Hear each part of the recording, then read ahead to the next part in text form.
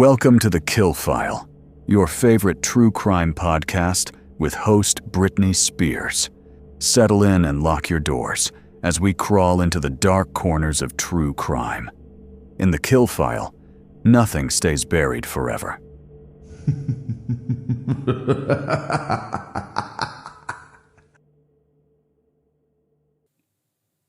Hello there, and welcome to episode 105 of TheKillFile. I am so glad that you guys are back for another story. Before we jump into today's case, a few quick reminders. First off, the bonus content from TheKillFile, called the Hidden Files, are on a break, but they will be back one day. For now, if you're interested in checking out what kind of podcast it will be, you can find a few episodes here on the main channel, or you can head over to Patreon and find a few over there. Next, if you haven't checked out the podcast's website, you can find it at TheKillFile.com. There you can see a little information about how TheKillFile got started, a spot where you can suggest a case you want me to cover, or even just if you want me to check it out, because I love all things true crime. And while you're there, you can find the merch shop. The merch shop has a lot of KillFile stuff if you're interested in some fun and funny true crime gear. Right now, my favorite tank top is the one that says, "I listen to murder for relaxation," with a little cartoon panda face. It's the best, and you can find this along with other fun items in the merch shop. If you haven't yet, follow us on social media. We are on Blue Sky, TikTok, Instagram, Facebook, and of course, YouTube. I post to these each week with extra pictures or a reminder of the weekly cases and a little blurb about the case of the week. If you can, share these anywhere that you follow us and help support TheKillFile by bringing listeners. My goal is to one day have some help with the podcast where I can get more content out to you guys, maybe like a mini-sode each week, and then, of course, bring back the bonus content. It's a lot to do on my own each week, and while raising children and running a household, so bear with me. But the more people that we can have, the closer I get to some sponsors, the closer I am to getting some help. Can you guys believe that it's been almost 2 years now? Wow, we have come a long way. Okay, finally, share the podcast with a friend or loved one who likes true crime and tell them to check us out. We all know that podcasts are the fucking best, right? All right, that's it for business. Let's talk about today's case. Today, we are going to be talking about a monster of a human being named Peter Manuel, aka the Beast of Birkenshaw. Here we go. From the time that we're born, we are told that monsters are not real, that they aren't lurking under your bed, they aren't waiting for you in the closet, and they're not chasing you up the stairs from the basement. You're told, "You don't need to be scared, honey, monsters aren't real," as you're tucked into your bed at night. Just because a long-toothed, fuzzy giant with claws isn't waiting to eat you the moment you drift off to sleep doesn't mean that monsters are not real. What no one wants to tell you is that monsters aren't a creature lurking in a dark room, but rather come in a variety of ways into your life. Monsters? They're real. As real as a kiss upon your cheek from the warmth of the sunshine on your face, as the air we breathe that we cannot see, as the pit in your stomach that you cannot grab. Oh, monsters are real, all right. But what we don't always know is that they are the person who just walked up to you with a smile, shook your hand, and who has now been invited into your life. On January 3rd, 1956, a 49-year-old man named George Gibbon had been making his way across a local golf course as he headed toward a small patch of trees when he noticed something odd laying on the ground. It was the body of a 17-year-old young lady, laying face down in the trees, and it quickly became apparent this was not a natural death. As the authorities were called to the crime scene, they noted that the girl seemed to have been dragged to the spot that her body was dumped near the trees. It was later figured out that the victim was a young lady named Anne Needlands, who lived with her family and was said to be a beautiful and athletic girl who was fond of attending dances on the weekends with her friends or her sister Alice. In fact, just a few days prior to her murder, Anne and Alice had gone to a local dance and met a young soldier who at the time was on leave. The two hit it off right away, and they made plans to meet up on the 2nd of January after the holiday, which takes place over the coming days, Hogmanay. An interesting little tidbit, I had to research Scotland and the UK in general, like if they celebrate New Year's Eve. But in Scotland, it's called Hogmanay, and they have a tradition called first footing. When people have get-togethers and house parties, whoever is the first person to step inside the home, aka the first foot, they bring gifts like a bottle of scotch, some shortbread, and a coin. And these are like symbolic gifts, like the coin is for prosperity. I just thought that was neat. So Anne and the soldier Andrew made a plan to meet up on the 2nd of January after, or at least on the later part of the Hogmanay celebrations, as these can carry over the 1st and the 2nd of January as well. The problem would arise in the fact that the night Andrew made plans to meet up with Anne, he was heavily intoxicated and he didn't remember that he had made plans with the young lady, unfortunately. On the night of January 2nd, Anne had been standing near the end of a dark road waiting for Andrew to get off the bus. However, the young man never showed. Just before 6:30, Anne, being rightly upset, went to a family's home who she had known called the Simpsons to talk about the young man standing her up. It was said according to a book that I used for research called Peter Manuel Serial Killer, authored by two men, Hector McLeod and Malcolm McLeod, that covers this case, and I will link it in the show notes. I highly suggest you read the book if you're interested in further details into the Peter Manuel case. According to the Peter Manuel Serial Killer book, Anne was comforted by Mrs. Simpson, and afterwards she got onto the bus to head presumably towards a local hangout at a cafe nearby. No one is quite sure whether she was looking for some friends or maybe even the young soldier. Shortly thereafter, a bus driver believes that they had seen her waiting for a bus after 7, that would have been likely her ride towards home. However, this was the last time that she would be seen alive. When the authorities arrived to the scene, they would find the victim with horrendous wounds to the top of the young lady's head, as well as being able to notice that her skirt was pulled up and she looked disheveled.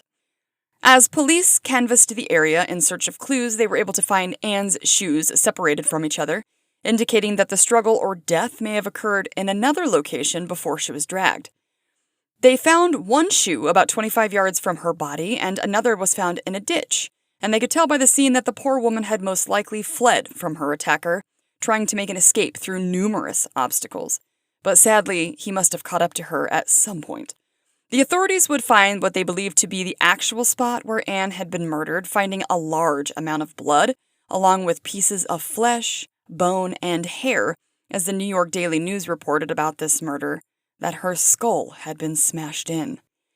One source would say it was believed that her killer had severely beaten her with some type of bar, possibly made from iron. Now, many sources would state that she had been raped, while one or two didn't mention this. However, the policemuseum.org for the UK website did mention assault. The investigation started immediately when lead detective Chief Superintendent James Hendry of Lancashire Criminal Investigation Department, or CID, would head the murder investigation and was told a name that would be mentioned over and over to him. A manager of the gas board department would tell one of the constables on the case that he had a worker who had not only been to prison for rape charges in the past, but that he had showed up to work with fresh scratches on his body that had not been there before January 2nd, and that man's name was Peter Manuel. Peter Thomas Anthony Manuel was born on March 13, 1927, in New York to his parents Samuel and Bridget. After his parents had gotten married in 1923, Samuel went to New York, and after Bridget had given birth to the couple's oldest son, James, she left her son with her parents and went to New York to meet her husband. By 1927, Bridget had given birth to Peter, and by 1930, they had moved to the Midwest in America. By 1932, when Peter was just 5 years old, the family would head back to Scotland, moving to a place called Motherwell, where James was reunited with his parents and new little brother. Manuel would later claim that he was bullied in school by his peers and teachers alike, which often left others wondering, was it because he had been raised for a bit in America? However, one source would say that he was a bright kid and had quote-unquote won a spot in grammar school. Yeah, so the concept of winning a spot in a school was foreign to me, so I did a little digging, and it turns out that in 1938, which is around the year that Manuel got into grammar school, the legal age to leave school was 14. And when they turned 14, if they didn't test high enough to further their education, they would be pushed into manual labor. Yeah, did you guys know that? Holy shit, talk about some tough kids though, right? How sad back then that they're like, yeah, sorry kid, you're not smart enough, so we're not going to waste schooling on you. Get out. If the kid did test high enough to go to secondary school, so basically high school, then they would be further educated where they could attend universities to study their career of choice. Also, it goes to show you that sometimes the kids who are bright and smart can still turn out to be shitbags, which sucks, and fingers crossed that none of us are currently raising future serial killers. Moving on. Manuel's parents would have a third child, a girl named Teresa, and this was right before Manuel's school time, when the family actually moved from Motherwell to a place called Coventry, said to be about 19 miles east of Birmingham, England. By the time Manuel was only 10 years old, he was already getting himself into trouble, being called a juvenile delinquent, having terrible habits of stealing, and was already showing no signs of remorse for other petty crimes. By age 11, he would get into actual trouble for breaking into houses and a church where he was convicted of the crimes, and the deviance didn't stop there. He committed further crimes of larceny and shoplifting, and even breaking and entering, where he would be then sent to a specific school to serve his time for his punishment. After being seen by professionals, they deemed him mentally healthy and that he had no physical abnormalities either. I guess his older brother James was also already in trouble with the law, so maybe something there was going on at home, but we just don't know. Both boys seemed to be headed down a bad path. By the age of 14, not only was Manuel still breaking into homes despite having been caught and punished, but this time he assaulted a woman as she was asleep in her bed, which caused her to be hospitalized with a concussion. Just a few months after this, he ran away from the school that he was sent to, and he broke into more homes for these crimes. Now he was sentenced to spend another 6 months at the school. This did not deter his behavior. He kept committing breaking and entering until he was 15, and this is when his crimes would go a step further. This seems to be the escalation we often talk about, like the obstacles a person must go through before they usually end up with murder.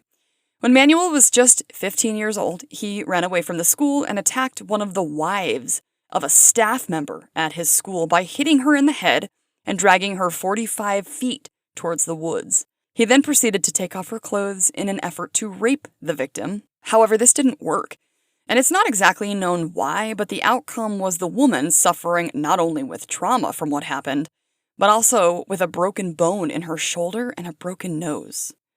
So according to the aforementioned book, after Manuel attacked the woman, he was sent to a different type of youth detention center, except this one was noted to be different than others. In fact, instead of being beat or mistreated, the man running this facility seemed to actually care for the welfare of kids here, and he wanted them to learn useful skills for the real world that they could later use.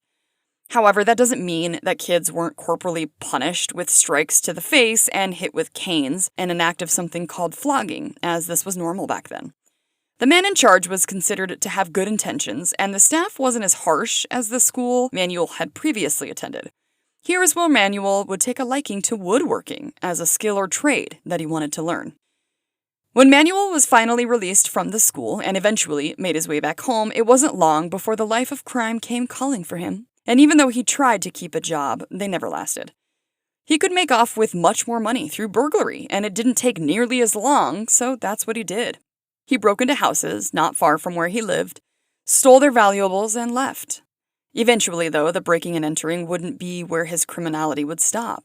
Manuel's crimes would eventually turn sexual in nature.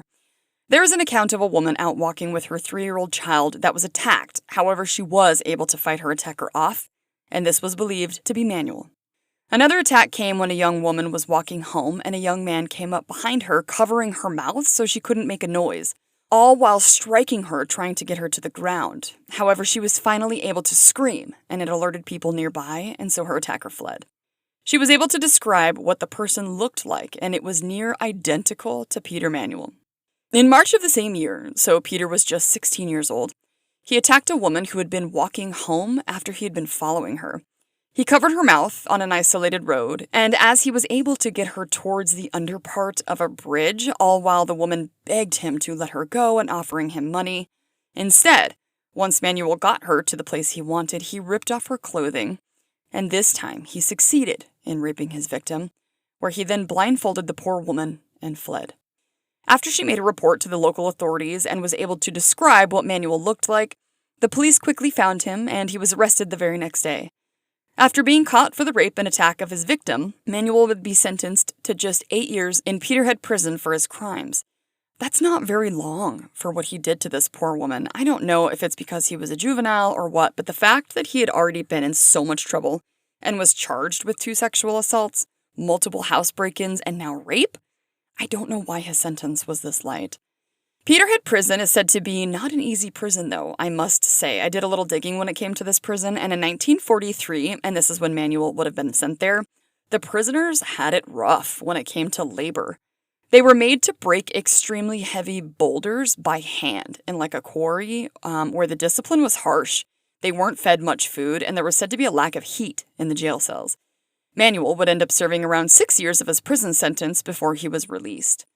I'm sure that there was hope after spending so much time in a rough place like Peterhead that Manuel would turn his life around. And maybe he did at first, but we all know it didn't stick, or we wouldn't be here. When Manuel was released from prison in October of 1952, he moved back in with his family, where he picked up jobs here and there, but they didn't last a long time. He worked for the gas board, a janitor, and even for the railroads, which that one he was able to keep for about 18 months, which is longer than any of the others.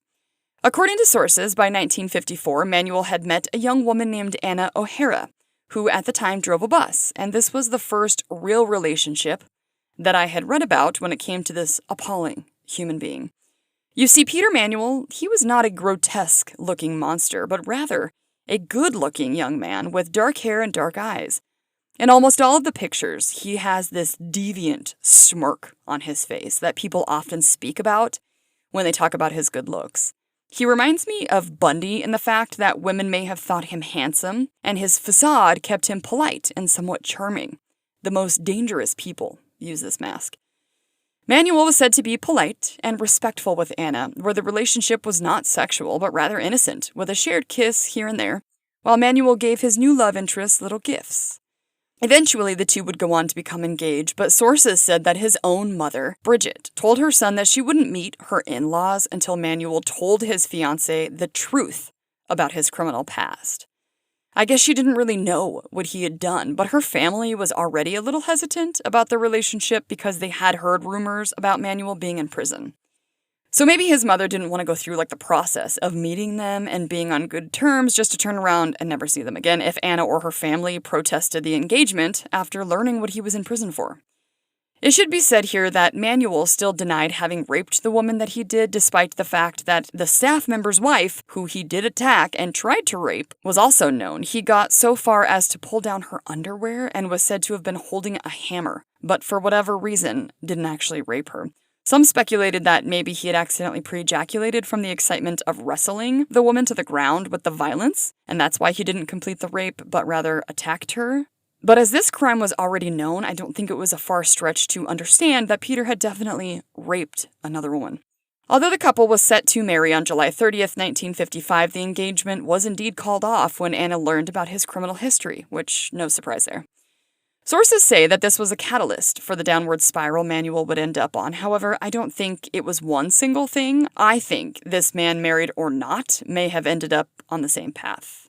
Sadly, Manuel would use his rage about the breakup and on the same day would attack a 29-year-old woman named Mary McLaughlin, who he kidnapped and then apparently threatened to kill the victim by way of decapitation.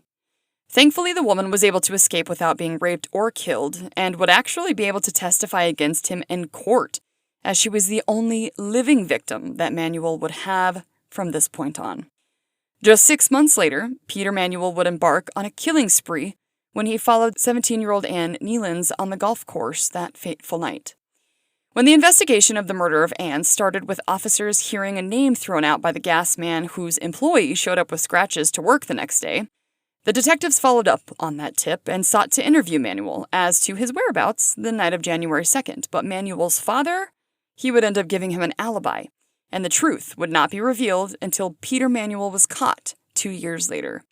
During his later confessions, according to another book that I used as a resource for this called Manuel, Portrait of Serial Killer, written by A.M. Nicol, Manuel would say that he had been walking that evening when he ran into Anne, who called him by the wrong name, thinking that she actually knew him, but she didn't. Anne told him that she was meeting someone, but she didn't think the guy was coming, and this is when Manuel offered if she would like to get a coffee or a tea or something at the local cafe where younger people hung out, the one that she had been spotted going to. After the two finished their drinks, Manuel offered to walk Anne home, where she then told him that she lived kind of far from the cafe, but Manuel insisted. As the two were walking across what Manuel said was a country road, he grabbed Anne and yanked her through a gate that led to maybe some farming land or an open field. All the while, Anne was trying to fight him off and was able to break free. He then described how he chased the young girl for a bit, and once he caught up to the poor, terrified Anne, he grabbed and dragged her towards the woods. I can't imagine the horror and terror that must have been pulsing through Anne's mind and body, thinking and wondering what was about to happen and maybe dreading that it was going to be horrific. Manuel said as Anne started screaming for help, he found a piece of iron and hit her over the head, stating that after he killed her, he then fled the area. It was widely speculated that his version of events may not be exactly what happened that night, as many things don't exactly add up, like why Anne would allow this older man to accompany her to the cafe in the first place, or walk her home. But since we can never have Anne's version of what happened, it's all the authorities have to work off of.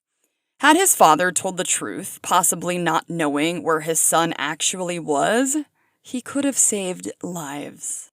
9 months later, Manuel would make his next brutal attack on some unsuspecting victims. In the middle of July 1956, the Watt family had moved into their new home in a better area, as they owned a chain of bakeries. The Watts consisted of Father William, Mother Marion, and their 16-year-old daughter, Vivian. Around the 9th of September, William had left on a little fishing vacation, leaving behind his wife and daughter. While William was gone, Marion's sister, Margaret Brown, was invited to stay with her sister and niece, as not long before, Marion had some type of heart surgery and was still recovering and in need of help. The night of September 16th, as Marion and her sister Margaret stayed in, Vivian and her next-door neighbor / best friend, Deanna, went to Glasgow to shop around and eat in the city at a cafe before heading back home. Later in the evening, around 11 or 11:30, Deanna went back home, as she would later claim that she could still hear music coming from Vivian's room that they had been listening to. The next morning, on Monday morning, the woman who usually comes to help around the home, a 57-year-old woman named Miss Helen Collison, came to the back door of the Wyatt home for her duties of the day. The first thing Helen saw that stuck out to her was the fact that the curtains were still closed throughout the home. And when she reached the back door, it was in fact locked, instead of unlocked as it usually was. After knocking, no one answered, so she went around towards the front and yelled for Marion. But after not hearing an answer, she walked around the home, probably trying to process the various reasons that this could be happening. She ended up passing Vivian's room, where she could see that the window was cracked open a bit. As she peered into the room, after opening the window further, she could sort of make out what she thought was the shape of the bed, and maybe even a person, towards the bottom of the bed, but she couldn't be sure. When Helen walked towards the front of the house to try and ring the doorbell, maybe thinking that that would be loud enough for someone to finally hear her, she realized the front door had a panel that had been smashed in. As she tried again, yelling inside, no one answered. She was worried someone could have robbed the home, so she went to one of the Watts' neighbor's house, and the two of them went back knocking at the door when the mailman joined them, trying to help as well. He used the hole in the front glass to unlock the door for the two women. Helen then pushed past the mailman, headed towards the room that she thought Miss Watt may be occupying. But when she got to the room, what she found instead was a gruesome crime scene. Both Mrs. Watt and her sister, Margaret, were laying on the bed completely covered in blood, which made the housekeeper scream. She then quickly made her way to Vivian's room to check on the teenage girl, but sadly would find Vivian in the same state as her mother and her aunt. However, she was, at the moment, still alive, until Helen heard the girl groan, and then she sadly died. That's heart-wrenching. How could you not be like, oh my god, if I just put my hand in that hole myself and went in, maybe the police could have came and saved her in time or whatever. That must have been just the worst feeling for that poor housekeeper and so traumatic. As the authorities investigated the crime scene, they could tell that the victims had been shot with a .38 caliber revolver, each one point-blank execution style, with gunshots on either side of their eyes near their temples. The police didn't see any signs of sexual assault, which made the motive puzzling. But something that stuck out to them was the fact that there had been left food all over the floor inside the home. Items were missing from the Wattses, like money and jewelry, and at the scene they did find some shoe prints. Detective Chief Superintendent Hendry immediately suspected Manuel due to his former crimes, and within just a day or two of the discovery of the three women, Hendry was able to get a search warrant for Manuel's home. Manuel refused to answer any questions for the authorities, and unfortunately, despite a thorough inspection, they couldn't find any physical evidence that linked Manuel to the crimes. After this, the person the investigation would ultimately turn to was William Watt, the husband and father who had been away on a fishing trip. Although William was staying at a hotel like 90 miles away from Glasgow, the problem arose that he had asked the hotel owner if he could borrow an alarm clock because he wanted to go fishing early before breakfast and wasn't seen again until a little after 8 a.m. by the hotel owner. This gave a large gap of time that couldn't be accounted for when it came to his alibi, and the authorities surmised that he could have left the hotel, driven home to kill his wife, sister-in-law, and daughter, and then headed back. There were also rumors swirling around about the fact that William may have had a mistress at some point in his marriage, and as they pursued the husband further, they came across another reason to suspect him. Someone had tipped off the authorities that they believed they had seen a man looking similar to William Watt on a ferry that evening late, which would have made the travel distance much shorter. And when William was put into a lineup, 2 separate witnesses picked him out as the most similar to the man they saw on the ferry. To top it off, the police officer that drove William Watt back to Glasgow after having given him the awful news that his wife, daughter, and sister-in-law had just been murdered, the officer felt that the man didn't seem very upset, and with everything else they had on him, William Watt was arrested for the murders. Just a few weeks after the Watt murders, Peter Manuel would be caught burglarizing a home and was sentenced to a year and a half in prison, which just happened to be the same place that William Watt was awaiting his trial. Yeah. While they were in prison together, Manuel was fucking with William Watt, teasing him that he actually knew the real identity of the person who killed his family.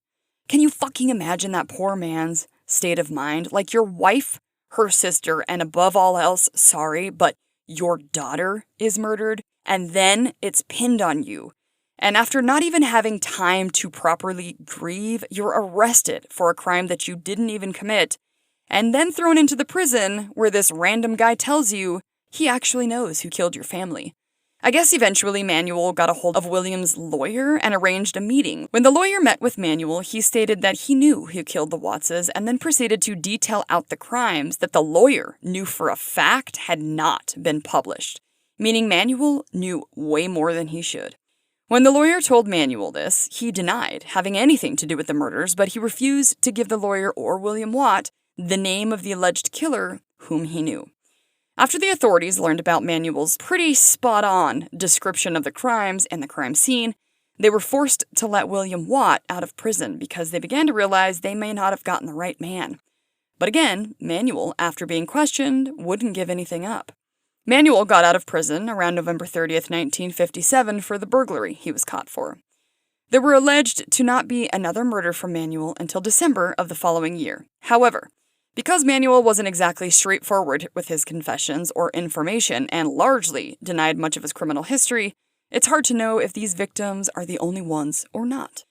36-year-old Sidney John Dunn at the time was a local taxi driver to the Newcastle area, and on December 8th, 1957, he would pick up what would end up being his last fare around 4:30 a.m. It was alleged that Manuel was looking for work in the area, and when he tried to get a taxi, the first taxi passed on the fare and sent him to Sydney, not knowing that they could have been the next victim of the Beast of Birkenshaw. Many witnesses would end up passing by Sydney's car that was parked in a place that was not easily seen without even realizing it. Around noon later that day, an officer had stopped noticing the car in a ditch or something and decided to take a look inside the car, probably trying to figure out what was going on or if someone needed assistance. Next to Stanhope Road, the PC would peer inside the window and saw what he believed could have been blood on the steering wheel, but he didn't see anyone inside the vehicle. After calling for backup, the authorities noticed that the car's windows and lights had been bashed out, and after searching the area near the car, they couldn't find anything worth note. Once they brought the dogs in to help aid in the search, the canine would bring them to the body of Sidney around 8 p.m. that evening, located in an open field or moor type area. At first, the police mistook what they were looking at as a suicide. Keep in mind, this was 1958. They actually told the media that they didn't suspect any foul play despite the fact that Sidney had a wound to his throat, which would probably be uncommon for suicide. After the autopsy was complete, it was noted that Sidney had been shot through his head, along with the fact that his throat had been slit. Now they knew that there was a murder and asked for anyone who could help or had seen anything to come forward. On December 28th, a 17-year-old young lady named Isabel Cook was getting herself ready at home for a dance that she was going to attend with her boyfriend, Douglas. Isabel was dressed up for the night, headed out to catch a bus. Unfortunately, as she wandered into the cold and dark winter air, she would never be seen again. When her parents had not seen her later that evening, they would frantically start to search for her in the wee hours of the morning. It later came out that she had actually taken a shortcut to the bus stop, which just happened to be the same road that Manuel had attacked the lady walking with her young child, who was able to escape. Also, that same morning, Isabel's parents called the police to report their daughter as missing. And as the authorities started to search, some disturbing items would be found, which essentially quashed her parents' hope that she would be found alive somewhere. At first, they would find her makeup case, along with a few buttons from her clothing, near an isolated ventilation shaft. Following this, her slip, one of her shoes, her underwear, and her raincoat were also found, which probably left the authorities worried that they were now looking for a body at this point. After Manuel had made confessions to the murders he committed, which some sources say he let slip that it was actually 10 victims, but he only confessed to 8 or 9, he would eventually take the authorities to where he had left the 17-year-old Isabel Cook's body. He would only do this in return for his father being released from police custody, as his father had been arrested for possessing stolen goods that they had found in the house. Manuel asked for his father to be released and that he be allowed to see his mother and father. In exchange for this, he would give them the information that they needed for the murders of Anne Needlands, the Watt murders, and information of Isabel Cook's murder. Manuel would then lead the authorities to the first location that he intended to put Isabel's body over numerous obstacles in a field, where he would show them the hole that he had actually dug to place her remains in. However, he had been interrupted by a person walking, so he needed to move her to a new space. Manuel then took the police across a farm near something of a quarry, where he had moved some broken pieces of bricks and produced Isabel's dancing shoes that she had been carrying when she left her home to catch the bus. Taking them further into another field, he was able to figure out where he exactly was, finding a familiar tree, where he then counted his footsteps out from the tree into a field that had been recently plowed and pointed to the ground, stating that he thought he was standing over her burial site. There, about 1.5 feet below, the authorities would find the deceased body of Isabel Cook, naked from the waist down. Sources said that she was found gagged with her own scarf, and that it could be seen that she had been strangled with her bra, bruises on her face, and that she had been raped. In the beginning of January 1958, workers of a civil engineering company were stuck outside as they waited for their manager, Peter Smart, to show up and unlock the door. It was actually unlike him to not be there already. After the employees realized that Peter was clearly not coming, 2 of his employees decided to head over to his house to see if they could locate him, as this was the 6th of January, the first day back to work after the holiday celebrations. As the 2 approached the Smart home, they could see that the curtains throughout the house were still closed, and there were multiple milk containers on the porch that were still full, which concerned the 2 men enough that instead of trying to call out or knock on the door, they instead drove straight to the police. As the authorities arrived to the house, they broke the back door to force entry. As an officer made his way through the house, what he would find was a harrowing crime scene. The Smart family consisted of Peter Smart, aged 45, Doris Smart, aged 42, and their 11-year-old son, Michael Smart. Sadly, each member of the Smart family had been shot, seemingly as they were asleep in their beds, much like the Watt family. I guess Peter Smart knew Manuel as he had been building his home. Manuel was the one who helped the family get their gas hooked up at the house, and he even did a little more work for the family after that. Manuel would later confess that he had seen the family off and on for different occasions throughout the years. This is the account of what happened according to Manuel, so keep in mind this may not be exactly accurate, but according to the killer, Peter Smart had asked Manuel to help him find a gun as he was afraid of a recent prowler.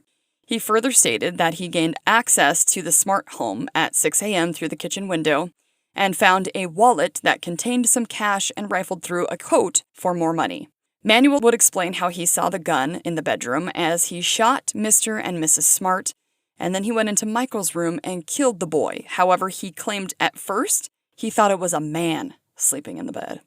I call bullshit. This fucking guy can't be bothered to tell the truth even when he was supposed to. At first, throughout questioning, etc., while he was being interviewed, he would only admit to the fact that he had been in the house after the family had been shot, blaming Peter Smart for killing his family and then himself, and that he just happened to go to the house afterwards with a key that Peter had given him because they were going to be away on vacation, and they asked him to meet a worker for them. It was all bullshit. He then realized his fingerprints would be all over the house. So after he found them dead, he panicked and he took their car to hide it. The more realistic version is that Peter Manuel is a monster who broke into the Smart home with intentions of killing the entire family. Especially if he had already known them, which he admitted to. He coldly and execution-style killed the married couple and their son. And to top it off, it turns out that Manuel stayed at the family's home after killing them for days, eating their food and even feeding their family's cat. Yeah, like what the fuck, dude? Neighbors would later describe how they had seen lights on and off and curtains opening and shutting, assuming the family was home and nothing was wrong. But remember, they didn't discover the bodies until the 6th of January, despite the fact that they were killed on New Year's Day, early morning.